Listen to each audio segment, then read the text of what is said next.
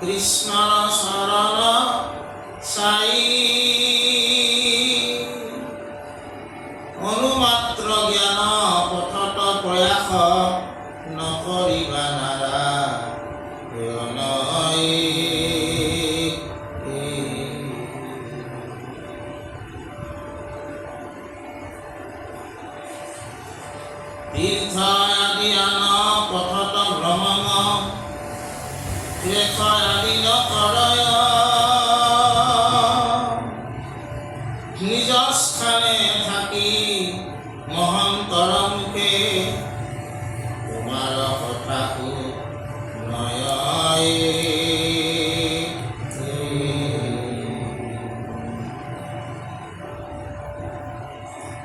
তিনি অলকত যদ্যপি তোমাক একোজনে নজানয় কথাতে সৎকাৰ কৰে যিটো কিটো তোমাকে উৎসৱ হৃদয়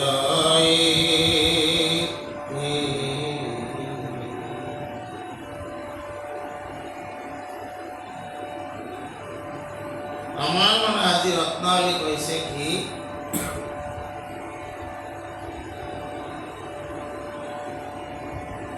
যে ভগৱন্তৰ ভক্তি অবিহনে আমি যিয়ে ধৰ্ম পালন নকৰোঁ কিয় সেই সমস্ত ধৰ্ম ব্যৰ্থ বুলি কৈছে। আমি যোৱাবাৰ স্বধৰ্ম কিছুমানৰ কথা আমি আলোচনা কৰিছোঁ। পুত্ৰ হ'লে পিতৃ সেৱা কৰাটো ধৰ্ম, পিতৃ মাতৃ এইবিলাক স্বধৰ্ম। পিতৃ হ'লে সন্তানক লালন পালন কৰাটো পিতৃৰ ধৰ্ম, কৰ্তব্য ধৰ্ম। এইবিলাক আমি কৰিবই লাগিব। এইবিলাক কৰাৰ লগতে আমি কিন্তু ঈশ্বৰৰ লগত যুক্ত হোৱাৰ কাৰণেও কি কৰিব লাগিব, চেষ্টা কৰিব। নহ'লে এই জীৱনটো দুৰ্লভ মনুষ্য জন্ম নকৰা বিফল চিন্তা মনে মাধৱৰ চৰণ সম। দুৰ্লভ মনুষ্য জন্ম 84 কোটি নৰক ভুঞ্জি মনুষ্য জন্ম আমি পাইছোঁ। এই জন্মত আমাৰ কৰ্তব্য দায়িত্ব সম্পূৰ্ণ আছে। মই যিটো স্থানত আছোঁ তাৰ মোৰ এটা দায়িত্ব থাকিব, কৰ্তব্য থাকিব, আৰু সেইটোৱে মোৰ স্বধৰ্ম। আজি মই সত্ৰ এখনত আছোঁ। সত্ৰৰ যিবিলাক অনুগামী আছে তাৰাসকলক শুদ্ধ পথ, ধৰ্মীয় ক্ষেত্ৰত শুদ্ধ পথ দেখুৱাই দিয়াৰ দায়িত্বটো আমাৰ আছে। এইবিলাক মোৰ স্বধৰ্ম। কিন্তু ইয়াৰ লগতেও মই ঈশ্বৰৰ লগত যুক্ত হ'ব লগা কাৰণে মই চেষ্টা কৰিম। আজি এইখিনি মোৰ দায়িত্ব আৰু কৰ্তব্য যে সত্ৰত অকণমান ঈশ্বৰৰ কথা শ্ৰৱণ কীৰ্তন কৰিব লাগে। ইয়াৰ লগে লগে ময়ো নিজে নিজে সাধনা কৰিব লাগিব ঈশ্বৰৰ লগত কি হোৱাৰ কাৰণে, যুক্ত হোৱাৰ কাৰণে। নহ'লে যদি মই ঈশ্বৰৰ লগত যুক্ত হ'ব চেষ্টা নকৰোঁ তেনেহ'লে মোৰ এই কৰ্মবিলাকো কি দিব নোৱাৰিব, মোক তাৰমানে মুকুতিৰ সন্ধান দিব।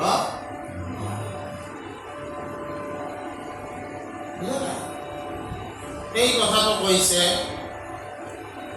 আৰু কৈছে কি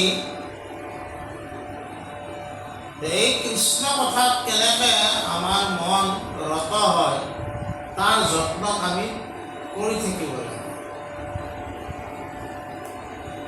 ভগৱন্তৰ কথা ৰত হোৱাৰ কাৰণে আমি যত্ন কৰিব লাগিব।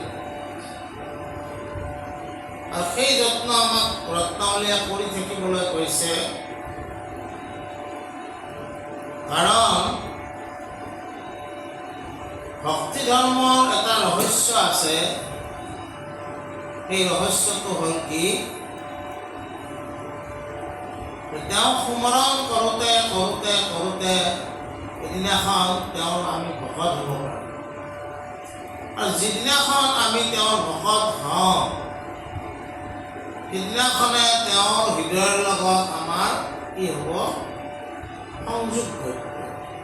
কাৰণ ভগৱন্তই কৈছে নহয়, ভকতেকে মূৰৰ দি জানিবা নিশ্চয় ভকত জনৰ জানা আমিকে হৃদয় মই বিনা ভকতে নিচিন্তে কিছু আন ভকতত পৰা মই নিচিন্ত হোৱা।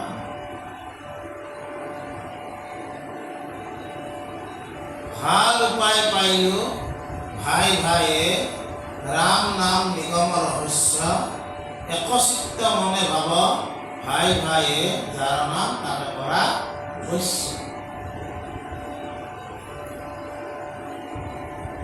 আমাৰ ভক্তি ধৰ্ম যিজনাক আমাক ভগৱন্ত বুলি কৃষ্ণক আমাক পৰিচয় কৰাই দিছে, সেই কৃষ্ণই ভকতৰ কাৰণে সকলো কৰিবলৈ সাজু থাকে। ভীষ্মই ভগৱন্তৰ প্ৰতিজ্ঞা ভংগ কৰাৰ কাৰণে মহাভাৰতত যিটো দৃশ্য কৰিলে যে আপুনি অস্ত্ৰ ল'ব লাগিব, আচলতে তেওঁ অস্ত্ৰ তুলি লোৱাৰ কথাই নাছিল, কিন্তু ভীষ্মই যে কৈছে, ভকতে বিচাৰিছে নহয় যে তেওঁ একবাৰ চাকাটো ঢাকি ল'লে।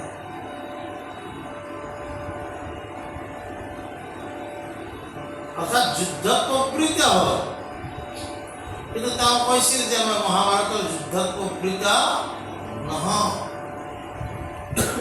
ভকতে যি বিচাৰে ভগৱন্তক সেইটো কৰে, আৰু সেইকাৰণে আমাৰ ভগৱন্ত কৃষ্ণ ভকতৰ বৈশ্য হয় বুলি কোৱা হৈছে।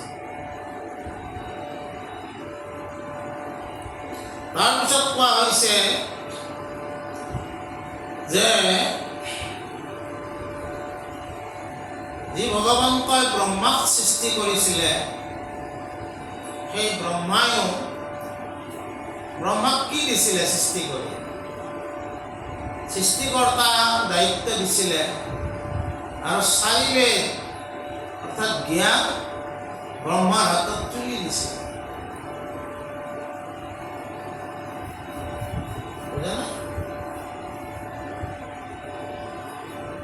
আৰু ভগৱন্তই এই মহাভাগৱত কথাও জ্ঞান বিজ্ঞান পদম ৰহস্য এই চাৰিটা শ্লোকত ব্ৰহ্মাকে কৈছিল।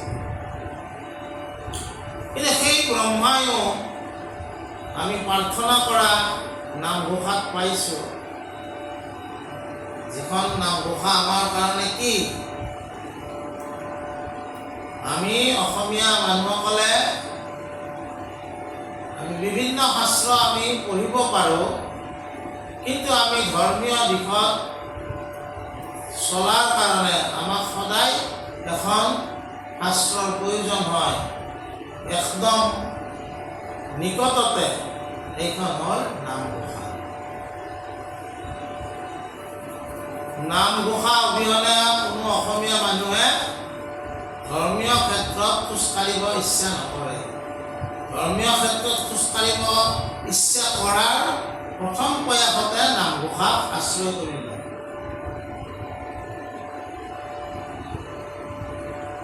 নামঘোষাত কি আছে?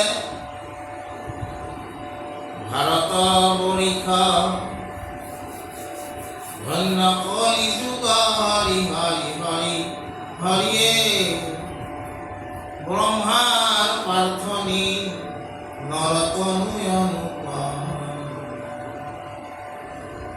হৰিত একান্তে হৰণ পখিয়া হৰি হৰি হৰি হৰিয়ে ধৰ্ম শিৰোমণি ঢুকিও হৰিৰ নাম।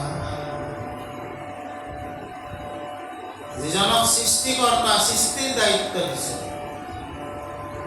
সেইজনো একবাৰ মনুষ্য হয়, ঈশ্বৰক শৰণাপন্ন হয়, ধৰ্ম শিৰোমণি নাম ধৰ্ম অনুগামী হোৱাৰ ইচ্ছা কৰিছে। গতিকে আমাক কৈছে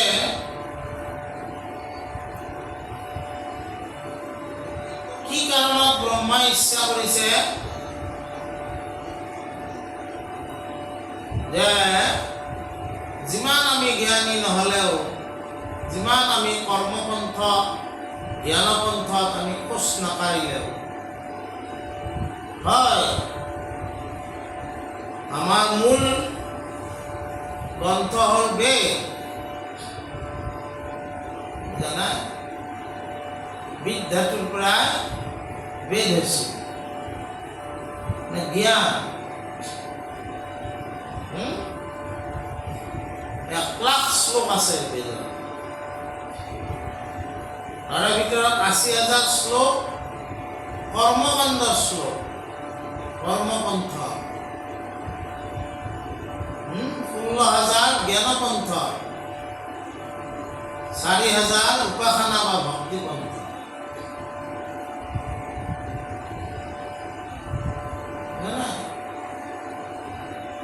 কৰ্মপন্থ, জ্ঞানপন্থ সকলোবিলাক আয়ত্ত কৰিলেও ভক্তিপন্থত যদি অহা নাযায়, তেনেহ'লে কি হ'ব লাগিব? পূৰ্ণতা হোৱাৰ কাৰণে মানে তেওঁ নোৱাৰিব। ব্ৰহ্মাই যি জ্ঞান ভগৱন্তৰ পৰা পাইছে, সেই জ্ঞানে তেওঁ কি হৈছে? তেওঁ ভক্তিপন্থত আহিবলৈ ইচ্ছা কৰিছে, কাৰণ তেতিয়াহে পূৰ্ণ হ'ব। ঈশ্বৰ সাধনাটো কেতিয়া পূৰ্ণ হ'ব? ঈশ্বৰৰ দায়িত্ব কৰ্ম তেওঁ কৰি আছে সৃষ্টিকৰ্তা হিচাপে, কিন্তু ঈশ্বৰ সাধনা পূৰ্ণতা কেতিয়া পাব? যেতিয়া ভক্তিপন্থত খোজকাঢ়িব। সেই ভক্তিপন্থত খোজকাঢ়াৰ কাৰণে বা সৎসংগ লাভ কৰাৰ কাৰণে ব্ৰহ্মাই কি একবাৰ মানৱ জীৱন পাবলৈ ইচ্ছা কৰিছে।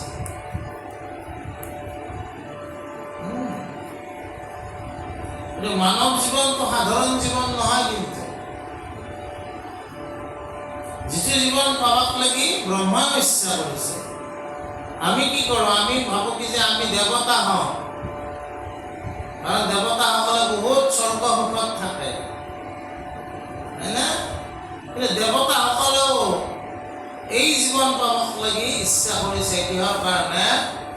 যাতে তেওঁলোকে সৎসংগ লভি ঈশ্বৰ চিন্তন কৰিব পাৰে, অৰ্থাৎ ভক্তিপন্থত যাতে খোজকাঢ়িব পাৰে। এই কথাটো কৈছে যে আমি বিভিন্ন ধৰণে ধৰ্ম আচৰণ কৰিব পাৰোঁ। তপ, জপ, যাগ, যজ্ঞ, তীৰ্থস্নান, দান ইত্যাদিও অধৰ্ম নহয়, এইবিলাকো ধৰ্মই। কিন্তু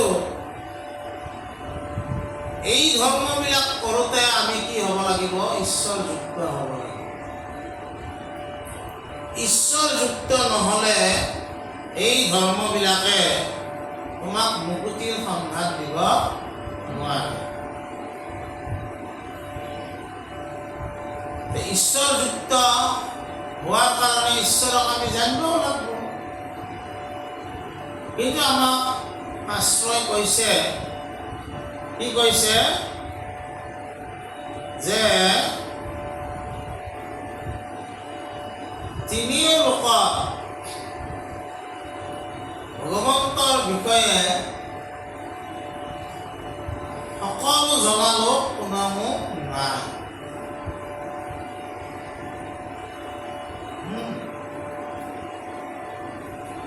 কিন্তু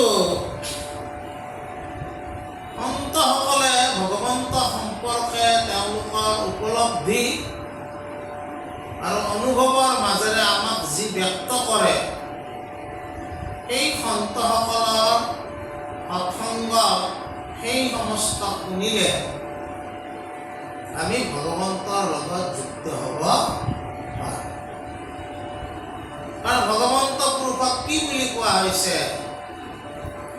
ভক্ত ঈশ্বৰ হৰি কিমতে বুজিবা কাংক, ব্যাপকত কিবা বিসৰ্জন, এটা মন্ত মূৰ্তি শূন্য, জ্ঞানমতে চিন্তি বাহা, ৰাম বুলি শুদ্ধ কৰা।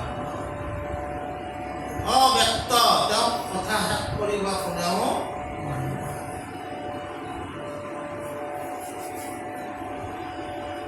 কথাটো বুজি পাইছে? ব্যাখ্যাতি কোনেও ব্যাখ্যা কৰে, যিটো ব্ৰহ্ম নোহে তৰ্ক গোচৰ নপৱে বচনে মনে ওচৰ নাহি উৎপত্তি নাহি মৰণ সদায়ে কণামো তানচৰ।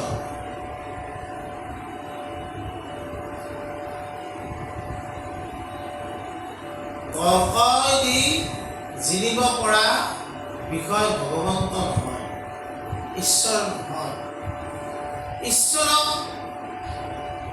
অব্যক্ত, কিন্তু এই অব্যক্ত ঈশ্বৰক যিসকলে সন্তসকলৰ হৃদয়েৰে মানে অনুভৱ কৰিব পাৰে, তেওঁলোকে সৎ হৃদয় হ'ব লাগিব, মন শুদ্ধ, বুদ্ধি শুদ্ধ,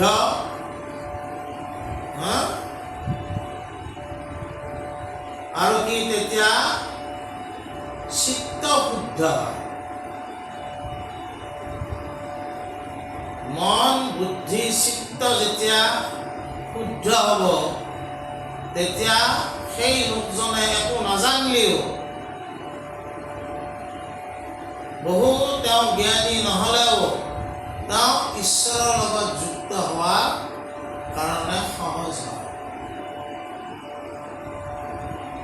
আৰু সেইকাৰণে ঈশ্বৰৰ এটা নাম সহজানন্দ।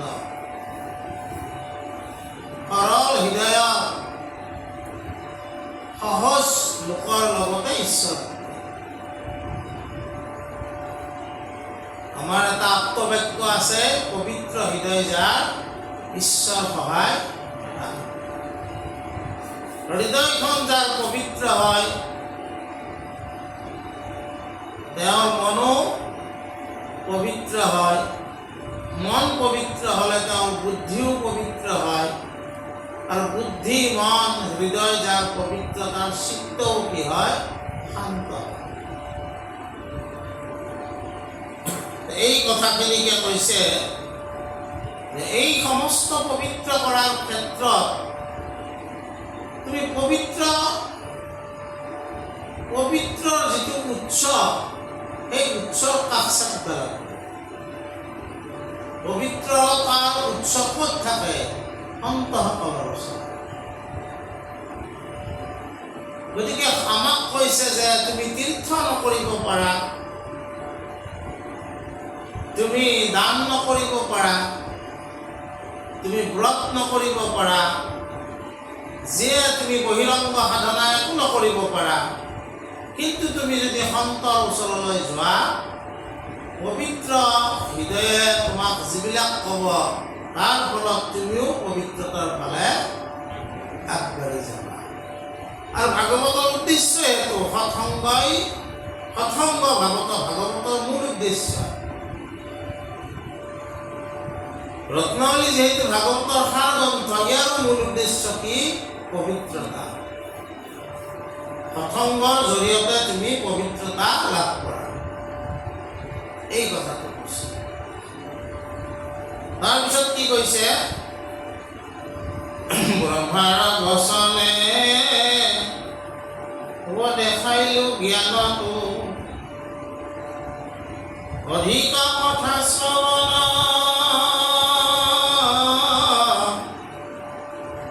বুলিবা জ্ঞান পদ্য মুখ ফল এৰিবে কেনে জগ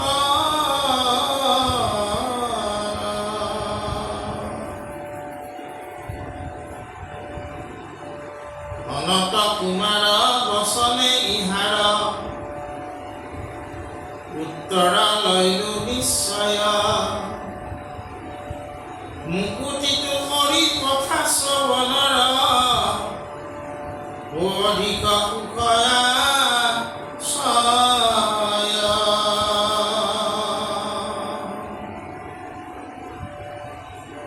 চাৰিওখনতে কৃষ্ণৰ আগত বুলন্ত বাক্য বিনয় তোমাৰ পবিত্ৰ কথাই অমৃতৰ ৰসক যিটো জানয় তাৰা হবে প্ৰভু তোমাৰ মুকুতি প্ৰসাদ অনাদৰ অন্ত কালৰ অধীন যত স্বৰ্গ সুখ কাহাকো সত্যগণন্ত অনত কুমাৰ বচনে দেখাইলো কথা শুনিবাৰ ফল সমস্তে পাপত পবিত্ৰ হৈবেক চাহয় যাৰা সকল হৰিৰ পৰম নিৰ্মল চৰিত্ৰ কোনোক মাত্ৰ সৰ্বথা চতুষ্পাদ পূৰ্ণ কলিৰ মলক হৰয় কৃষ্ণৰ কথা। তাৰ মানে কি কৈছে, ব্ৰহ্মাই ক'লে যে যিটো এটা ব্ৰহ্মপদৰ অধিকাৰী কৰি দিছে তেওঁ কিন্তু ঈশ্বৰ কথা সৎসংগত শুনাৰ কাৰণে আগ্ৰহ প্ৰকাশ কৰিছে। অৰ্থাৎ আমি যিটো ভাগৱতী ধৰ্ম বুলি কওঁ, ভাগৱতী ধৰ্ম কি? সৎসংগত শ্ৰৱণ কীৰ্তন কৰাটোৱে হৈছে ভাগৱতী ধৰ্ম। ভাগৱতী ধৰ্ম বেলেগ নহয়। সৎসংগ, ঈশ্বৰৰ কথা গুণ যশ শ্ৰৱণ কীৰ্তন কৰাটোৱে হৈছে ভাগৱতী ধৰ্ম। আৰু ব্ৰহ্মায়ো ব্ৰহ্মপদৰ অধিকাৰী হৈও সেই ভাগৱতী ধৰ্ম আঁকোৱালি লৈ পালন কৰিবলৈ ইচ্ছা কৰিছে। তেওঁ কৈছে, তুমি মোক জ্ঞান দিছা, জ্ঞানপন্থ কৰ্মপন্থ এই সমস্ত পালেও ভক্তিপন্থহে আমাৰ ধৰ্মীয় যিটো আস্থা সেই পূৰ্ণতা প্ৰাপ্ত কৰে। তাৰপিছত মানে ব্ৰহ্মাৰে চাৰি সিদ্ধ হ'ল, তেওঁৰে নন্দ। এই চাৰি সিদ্ধইও ভগৱন্ত কথাই গুঞ্জকে তেওঁলোকে গাই থাকে। তেওঁলোকৰ ভাগৱতৰ পৰম্পৰা, যিটো পৰম্পৰা আছে, যিটো মানে ক'ব গ'লে অনন্তনাগ পৰম্পৰা, সেই পৰম্পৰাত তেওঁলোকো আছে। ভগৱন্ত অনন্তনাগক ক'লে, অনন্তনাগে কাক ক'লে? চাৰি সিদ্ধক ক'লে। তথাপিও তেওঁলোকে তাৰমানে এই যিটো ৰসপূৰ্ণ ভক্তি কথা, এই কথা তেওঁলোকে কি কৈছে? এই ৰসপূৰ্ণ কথা মুকুতিত্বও পৰম সুখৰ বস্তু।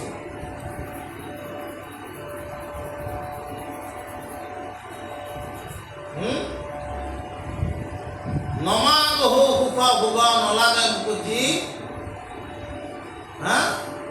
তোমাৰ চৰণত তোমাৰ চৰণে থাকক একান্ত ভকতি। মোক স্বৰ্গ সুখ নালাগে, মুকুতি সুখ নালাগে, কিন্তু তোমাৰ চৰণত থাকি তোমাৰে যাতে কথা আমি শ্ৰৱণ কীৰ্তন কৰিব পাৰোঁ, সেই শ্ৰৱণ কীৰ্তনৰ সুখটোহে আমাক লাগে। চাৰি সিদ্ধ সেই কথা প্ৰকাশ কৰিছে। বুজি পাইছে না? তাৰপিছত কৈছে কি যে তোমাৰ কথা অমৃতৰ যিটো ৰস, এই ৰস পান কৰিব পালে মানুহে মুকুতিকো তাক আদৰ নকৰে বুলি কৈছে। মুকুতিটো কি? পৰমপদ। সেই পৰমপদ পাবাক লাগিও ইচ্ছা নকৰে। আৰু পৰমপদ পাবাক লাগলে কি হ'ব? মুক্তি পালি এক নাই সাজুৰ্য, এক নাই সাৰোপ্য, এক নাই সামীপ্য, এক নাই সালোক্য, না বুলি নিৰ্বাণ, তোমাৰ স্তব হৈ গেল। কিন্তু কথা হ'ল মই সেই মুকুতিত্ব ইয়াত বেছি সুখ পাই আছোঁ। ঈশ্বৰ কথা কনক কুমাৰকে আদি কৰি চাৰি সিদ্ধই এই কথা কৈছে। আৰু কি কৈছে? যে এই ভগৱন্তৰ কথা শুনিলে কলিৰ যিবিলাক মল সেইবিলাক নোহোৱা হৈ যায়। আৰু ধৰ্মৰ যি চাৰি পদ, ধৰ্মৰ চাৰিখন পদ, ভৰি, পদ মানে ভৰি, চাৰি ভৰি দি ধৰ্মই খোজকাঢ়ে। ধৰ্মৰ চিম্বল কি? ষাঁড় গৰু। পৃথিৱীৰ চিম্বল কি? গাই গৰু, গোমাতা। ধৰ্মৰ চিম্বল হ'ল ষাঁড় গৰু।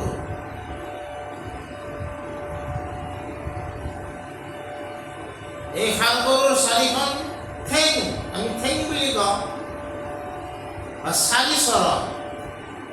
ঠেং শব্দটো সিমান ভাল নালাগে, গৰুৰ ঠেং কাৰণে ঠেং বুলি ক'লো, কিন্তু ধৰ্মৰ চাৰি চৰণ আছে। এই চাৰি চৰণ কি? সত্য, শৌচ, ক্ষমা, দয়া আৰু বা তপ। এই চাৰি চৰণ পূৰ্ণ হ'ব, কলিৰ মলবিলাক গুচি যাব তোমাৰ হৃদয়ৰ পৰা। তুমি সত্যত থাকবা, তুমি মানুহক দয়া কৰিব পাৰিবা, তুমি তোমাৰ অন্তৰ শুদ্ধ কৰিব পাৰিবা, তুমি তোমাৰ শৰীৰ শুদ্ধ কৰিব পাৰিবা। শৌচ, সত্য শৌচ। শৌচ মানে শৰীৰ শুদ্ধ আৰু হৃদয় শুদ্ধ কৰা। সত্য শৌচ ক্ষমা, ক্ষমা কৰি দিব পাৰিবা আৰু দয়া কৰিব পাৰিবা। এই চাৰি পদ পূৰ্ণ হ'ব। তেতিয়া চাৰি পদ পূৰ্ণ হ'লে ধৰ্মই কি আগবাঢ়িব?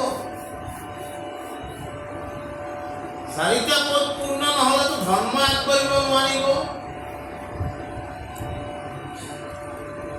ধৰ্ম চাৰি চৰণ হ'ল সত্য, শৌচ, ক্ষমা, দয়া বা তপ। মই যিমানে পাঠ নকৰোঁ কিয়া, যিমানে মই নাম নাগাওঁ কিয়া, এই চাৰি চৰণক চতুষ্পাদ মই পূৰ্ণ কৰিব লাগিব, আৰু তেতিয়াহে মই ধৰ্মত খোজকাঢ়িব পাৰিম। যদি মই এই চাৰি চৰণ যদি মোৰ ভাঙা আছে, অলি কেতিয়া প্ৰৱেশ কৰিম? অলিটো ভাঙিয়ে গৈছে তিনিটা, সত্যখানহে আছে। যেতিয়া গোমাতাই সেই কাষত কান্দিছিল, পৰীক্ষিত ৰাজাই তেতিয়া খেদি আছিল কলি, মোৰ ৰাজ্যত তুমি এনেকৈ অত্যাচাৰ কৰাৰ সাহস ক'ত পালা?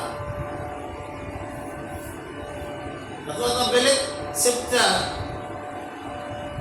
চতুষ্পাদ পূৰ্ণ হ'ব। চতুষ্পাদ পূৰ্ণ হোৱাৰ কাৰণে প্ৰথমতে তোমাৰ কলিৰ যিবিলাক, কলিকালৰ যিবিলাক মল, এই মলবিলাক নিকা হ'ব লাগিব। কলিৰ মলে যদি তোমাৰ ওপৰত ক্ৰিয়া কৰি থাকে, তেতিয়াহ'লে তুমি সত্য, শৌচ, ক্ষমা, দয়াৰ ফালে কেনেকৈ যাবা? সেইকাৰণে কৈছে ঈশ্বৰৰ কথা শুনিলে ই পূৰ্ণতা প্ৰাপ্ত। বুজা নাই? সত্যম শিৱম সুন্দৰম। সত্য শিৱম মংগলময়, আৰু তেতিয়া তুমি গোটেইবিলাককে সুন্দৰ দেখিবা।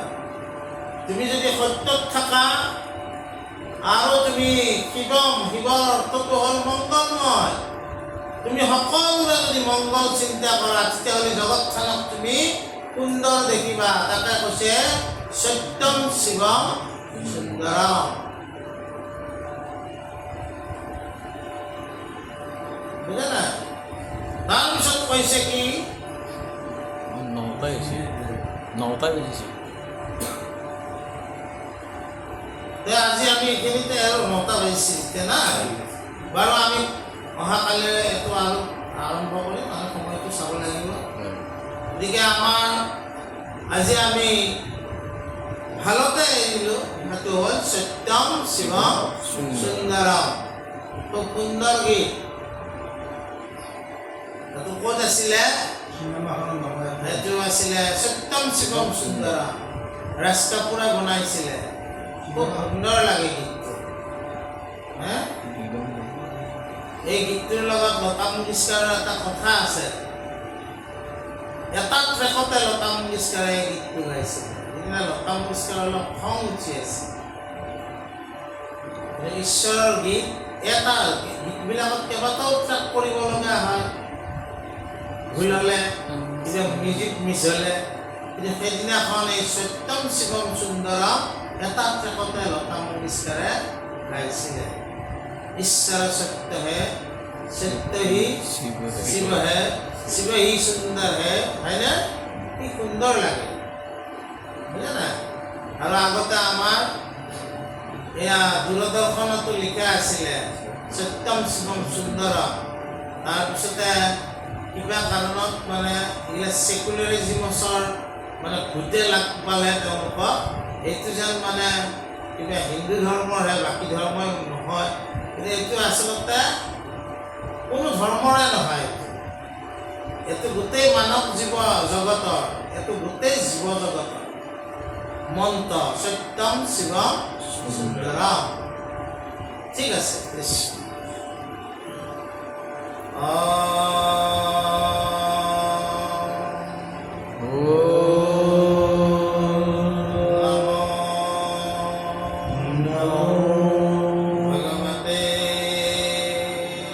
भगवते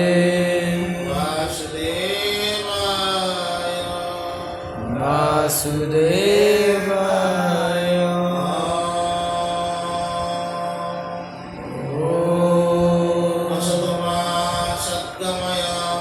असतमा सद्गमय तमसमा ज्योतिर्गमय मृत्युर्मा अमृतं गमय